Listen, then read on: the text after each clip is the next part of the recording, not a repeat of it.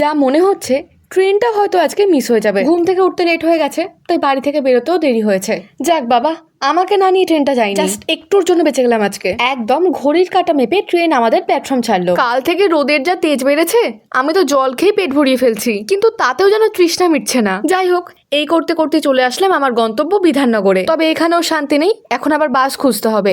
সামনে তো ভোট, ওই জন্য বাস অনেক কমে গেছে রাস্তায়। অফিসে এসে লগ ইন করে কাজ বাজ ছেড়ে দুপুরে চলে আসলাম খাওয়া দাওয়া করতে। সকালে কিছু খাওয়া হয়নি বলে আজকে তাড়াতাড়ি লাঞ্চ করে নেবো। আজকে একদম পুরো সিম্পল মেনু, ভাত আর ডিমের তরকারি। কাজ বাজ শেষ করে লগ আউট করে বেরিয়ে পড়লাম অফিস থেকে। এখন তো বেলা বড়, আর পুরোপুরি সন্ধে হতে প্রায় 7টা বেজে যায়। আর আমি যখন বাড়ি ফিরি তখন এরকম একটা সানসেট দেখতে পাই। আজকে হঠাৎ করে এই আম গাছটার দিকে চোখ পড়লো, গাছ ভর্তি আম হয়েছে।